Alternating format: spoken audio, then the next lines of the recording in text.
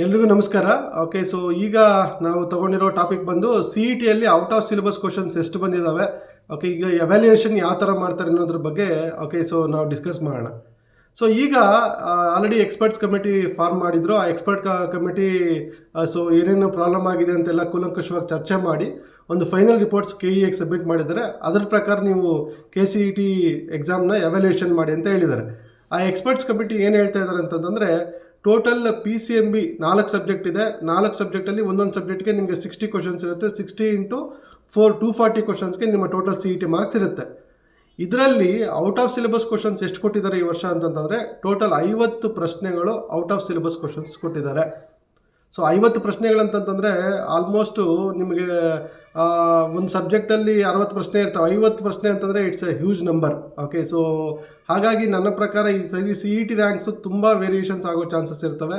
So ಅದು result ಬಂದ ಮೇಲೆ ಇದರ ಇಂಪ್ಯಾಕ್ಟ್ ಹೆಂಗಿರುತ್ತೆ ಅನ್ನೋದ್ರ ಬಗ್ಗೆ ಇಂಡಿವಿಜುವಲ್ ಸ್ಟೂಡೆಂಟ್ ಗೊತ್ತಾಗುತ್ತೆ. ಸರ್, ಇಲ್ಲಿ ಔಟ್ ಆಫ್ ಸಿಲೆಬಸ್ ಯಾವ್ಯಾವ ಸಬ್ಜೆಕ್ಟಲ್ಲಿ ಇಷ್ಟು ಪ್ರಶ್ನೆಗಳು ಕೊಟ್ಟಿದ್ದಾರೆ ಅಂತಂತಂದರೆ, ಆ ಕಮಿಟಿ ಹೇಳೋ ಪ್ರಕಾರ ಏನು ಹೇಳ್ತಾರೆ ಅಂತಂದರೆ, ಫಿಸಿಕ್ಸು 9 ಪ್ರಶ್ನೆ ಔಟ್ ಆಫ್ ಸಿಲೆಬಸ್ ಕ್ವಶನ್ ಕೊಟ್ಟಿದ್ದಾರೆ.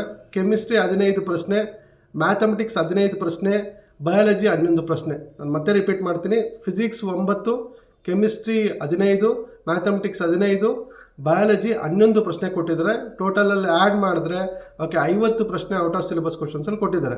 So total number of questions CETಯಲ್ಲಿ ಎಷ್ಟಿದೆ, PCMB 4 ಸಬ್ಜೆಕ್ಟ್ಸ್ ಅಂತಂದರೆ 240 ಕ್ವಶನ್ಸ್.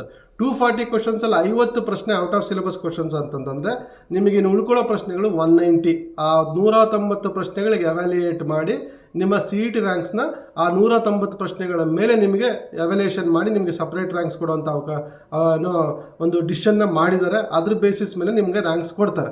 ಸೊ ಅದ್ರ ಜೊತೆಗೆ ಇವ್ರು ಹೇಳೋದೇನಂತಂದರೆ, 2 ಪ್ರಶ್ನೆಗಳು ತಪ್ಪಿದ್ದಾವೆ, ಅದಕ್ಕೆ ನಾವು ಗ್ರೇಸ್ ಮಾರ್ಕ್ಸ್ ಕೊಡ್ತೀವಿ ಅಂತ. ಸೊ ಅದು ಒಂದು ಅಡ್ವಾಂಟೇಜು. ಓಕೆ, ಸೊ ನಿಮ್ಗೆ ಆ 2 ಗ್ರೇಸ್ ಮಾರ್ಕ್ಸ್ ಕೂಡ ಬರ್ತದೆ.